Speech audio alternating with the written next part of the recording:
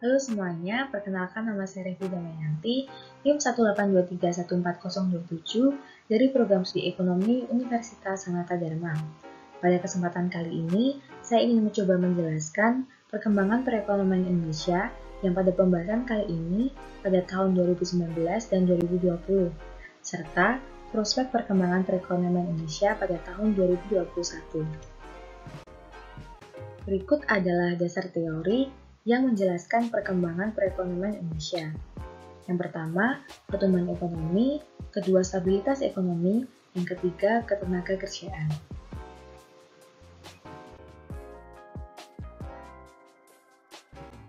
Pertumbuhan ekonomi adalah ukuran kinerja perekonomian makro suatu negara untuk mengetahui tingkat kesejahteraan ekonomi warga negaranya. Indikator dari pertumbuhan ekonomi ada 5. Yang pertama, persentase pertumbuhan total PDB atau Produk Domestik Bruto. Yang kedua, persentase pertumbuhan komponen PDB sisi lapangan usaha. Yang ketiga, persentase pertumbuhan komponen PDB sisi pengeluaran. Yang keempat, proporsi kontribusi pertumbuhan ekonomi spasial. Yang kelima, nilai pendapatan per kapita atau PDB per kapita. Ini adalah data yang menunjukkan pertumbuhan ekonomi pada tahun 2019 dan 2020. Perekonomian Indonesia tahun 2019 yang diukur berdasarkan PDB atas dasar harga berlaku mencapai 15.833,9 triliun dan PDB per kapita mencapai 59,1 juta atau setara dengan 4.174,9 US dollar. Pada tahun 2019, ekonomi Indonesia tumbuh 5,02% atau lebih rendah dibanding capaian tahun 2018, yakni 5,17%. Perekonomian Indonesia tahun 2020 yang diukur berdasarkan PDB atas dasar harga berlaku mencapai 15.434,2 triliun dan PDB per kapita mencapai 56,9 juta atau setara dengan 3.911,7 US dollar. Ekonomi Indonesia tahun 2020 mengalami kontraksi pertumbuhan atau penurunan sebesar 2,07% dibanding dengan tahun 2019. PDB menurut lapangan usaha. Pada tahun 2019, pertumbuhan terjadi pada seluruh lapangan usaha yakni pertanian 3,64%, pertambangan dan penggalian 1,22%, industri pengolahan 3,80%, konstruksi 5,76%, perdagangan dan reparasi 4,62%, dan lainnya 7,00%. Pada tahun 2020, kontraksi pertumbuhan terjadi pada pertambangan dan penggalian 1,95%, industri pengolahan 2,93%, konstruksi 3,26%, perdagangan dan reparasi 3,72%, dan lainnya 1,97%. Sementara, terjadi pertumbuhan positif yakni pertanian sebesar 1,75%.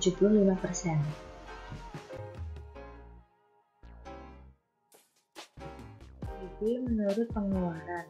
Pada tahun 2019, pertumbuhan terjadi pada hampir semua komponen, yaitu PKRT atau pengeluaran konsumsi rumah tangga sebesar 5,04%, PKLNPRT atau pengeluaran konsumsi lembaga non-profit yang melayani rumah tangga sebesar 10,62%, dan ini merupakan komponen yang mengalami pertumbuhan tertinggi. Pengeluaran konsumsi pemerintah atau PKP sebesar 3,25%, dan pembentukan modal tetap bruto atau PMTB sebesar 4,45%. Pada tahun 2020, kontraksi terjadi pada hampir semua komponen PDB pengeluaran, kecuali komponen PKP yang tumbuh sebesar 1,94%. Kontraksi terdalam terjadi pada komponen ekspor barang dan jasa sebesar 7,70%, diikuti PMTB sebesar 4,95%, PKLNPRT sebesar 4,25%, dan PKRT sebesar 2,63%.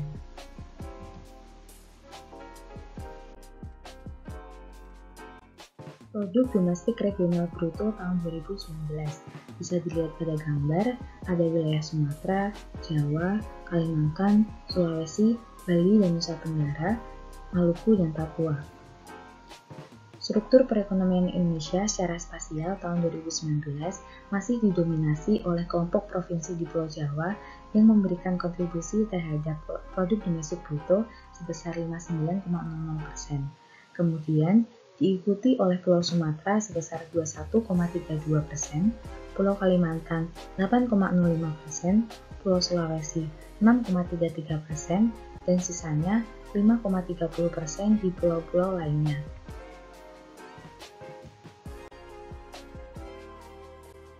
Produk domestik regional bruto tahun 2020. Struktur perekonomian Indonesia secara spasial pada tahun 2020 masih didominasi oleh kelompok provinsi di Pulau Jawa yang memberikan kontribusi terhadap PDB sebesar 58,75%. Kemudian diikuti oleh Pulau Sumatera sebesar 21,36%, Pulau Kalimantan sebesar 7,94%, Pulau Sulawesi sebesar 6,66%, Pulau Bali dan Nusa Tenggara sebesar 2,94%, serta Pulau Maluku dan Papua sebesar 2,35%. Dampak pandemi COVID-19 dirasakan dengan level kontraksi pertumbuhan yang bervariasi antar pulau seperti di Pulau Bali dan Nusa Tenggara, Pulau Jawa, Pulau Kalimantan, dan Pulau Sumatera. Sebaliknya, dampak COVID-19 relatif tidak terlalu parah pada kelompok pulau yang mengalami peningkatan pertumbuhan yang meliputi Pulau Sulawesi tumbuh sebesar 0,23%, Pulau Maluku dan Papua sebesar 1,44%. Selanjutnya adalah stabilitas ekonomi. Stabilitas ekonomi adalah dasar tercapainya peningkatan kesejahteraan rakyat, yaitu melalui peningkatan pertumbuhan ekonomi yang tinggi. Ketidakstabilan makroekonomi adalah keadaan di mana perekonomian makroekonomi domestik yang tidak mudah diprediksi. Apabila perekonomian semakin bisa diprediksi, itu artinya perekonomian semakin stabil. Adapun indikator dari stabilitas ekonomi, yang pertama inflasi, kedua tingkat suku bunga, dan ketiga nilai tukar atau kurs. Berikut merupakan data inflasi umum nasional tahun 2019 dan 2020. Pada angka yang di highlight warna kuning, ini menunjukkan inflasi, dan pada angka yang di highlight warna hijau, ini merupakan menunjukkan deflasi. Selama tahun 2019, pada bulan Januari sampai Desember, telah terjadi inflasi sebesar 2,72%. Selama tahun 2019, seluruh kelompok pengeluaran mengalami inflasi. Pada tahun 2019, inflasi tertinggi terjadi pada bulan Mei sebesar 0,68% dan deflasi terjadi pada bulan Februari dan September. Untuk tahun 2020, selama tahun 2020, bulan Januari sampai Desember telah terjadi inflasi sebesar 1,68%. Selama tahun 2020, sebagian besar kelompok pengeluaran mengalami inflasi. Pada tahun 2020, inflasi tertinggi terjadi pada Desember sebesar 0,45% dan deflasi terjadi pada bulan Juli, Agustus, dan September selama 3 bulan berturut-turut. Selanjutnya ada tingkat suku bunga. BI Rate adalah kebijakan nilai suku bunga yang ditetapkan oleh Bank Indonesia yang berkaitan dengan kebijakan moneter yang akan diterapkan pada masyarakat Indonesia. BI Rate sendiri ditetapkan setiap bulan melalui rapat anggota Dewan Gubernur dengan mempertimbangkan kondisi perekonomian Indonesia dan global. Tingkat suku bunga acuan pada akhir bulan Desember 2020 sebesar 3,75%, dan ini adalah level terendah sepanjang masa BI 7BRR diberlakukan di Indonesia pada 21 April 2016 lalu. Selanjutnya adalah nilai tukar atau kurs. Pada tabel bisa dilihat bahwa ini merupakan nilai tukar mata uang asing terhadap rupiah. Tapi Mengapa fokus pada dolar Amerika Serikat seperti yang saya highlight warna kuning?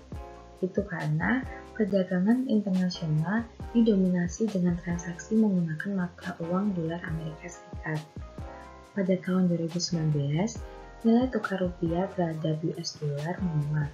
Tahun 2019, rupiah ini menguat ke 13.901 rupiah per dolar Amerika Serikat.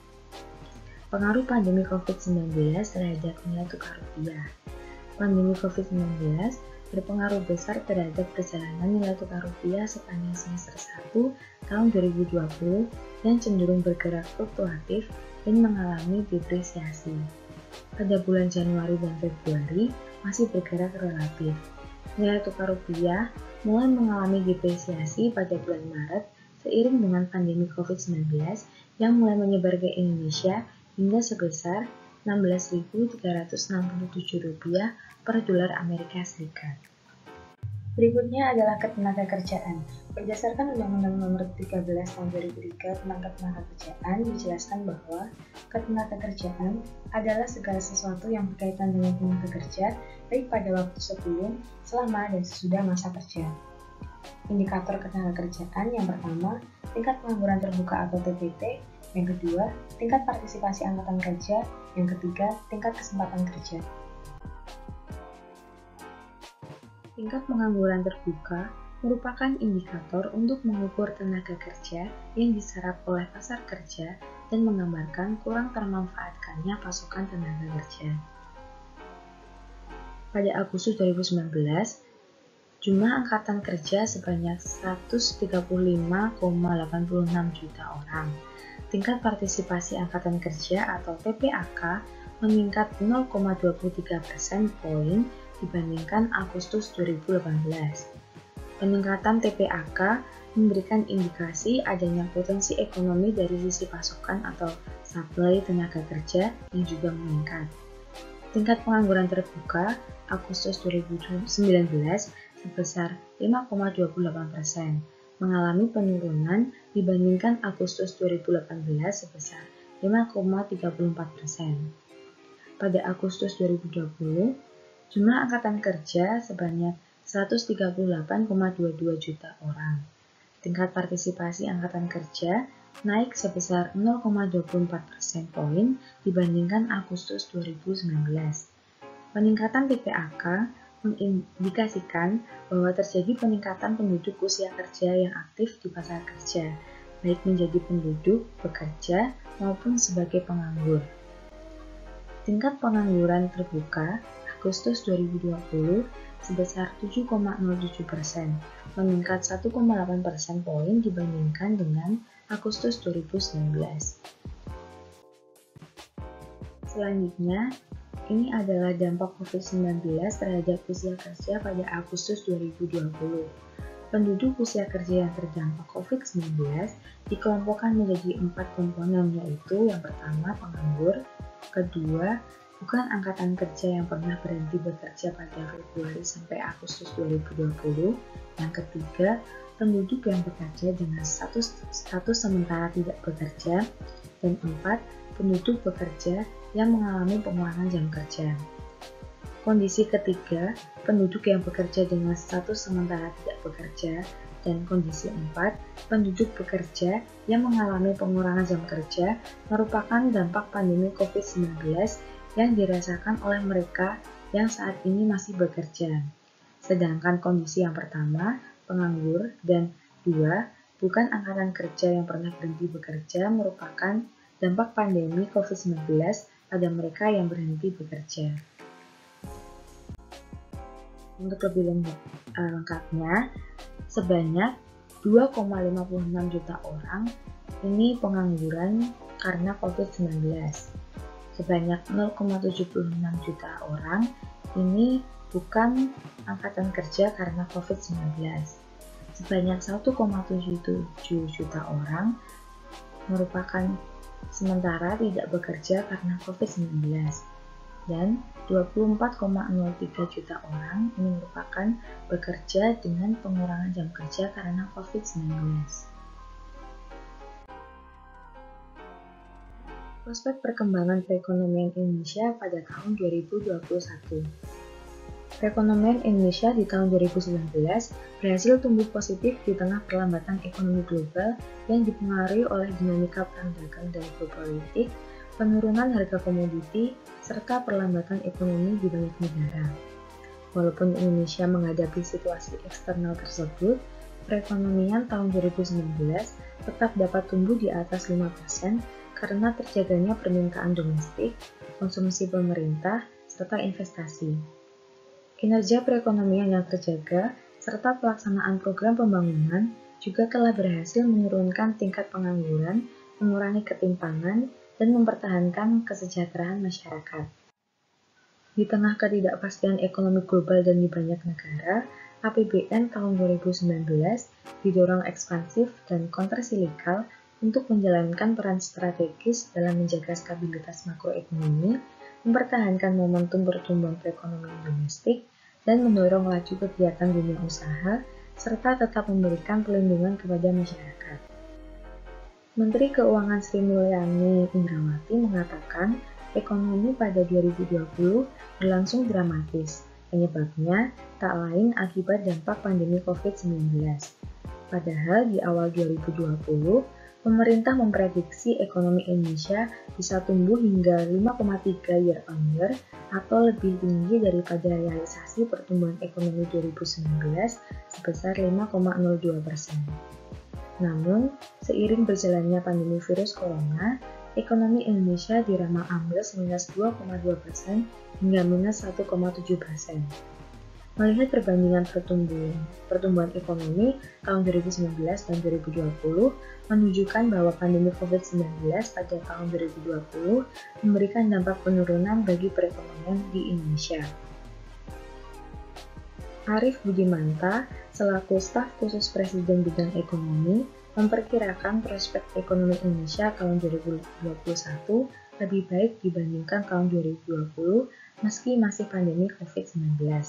Pernyataan Arief ini menyusul Badan Pusat Statistik yang mencatat pertumbuhan ekonomi Indonesia pada 2020 mengalami kontraksi cukup hebat, di mana pertumbuhannya minus 2,07%. Faktor penanganan kesehatan yang lebih siap, vaksin yang sudah mulai diberikan, dan kembali bergeraknya konsumsi rumah tangga akan menjadi hal paling membedakan tahun 2021 ini dengan tahun 2020 yang lalu. Pemerintah selama tahun 2021 akan menyediakan anggaran penanganan COVID-19 dan pemulihan ekonomi nasional senilai 619,83 triliun atau sekitar 3,5% PDB nasional. Itu artinya pemerintah terus mendorong agar ekonomi Indonesia pulih dalam waktu yang cepat, baik dari sisi supply maupun demand.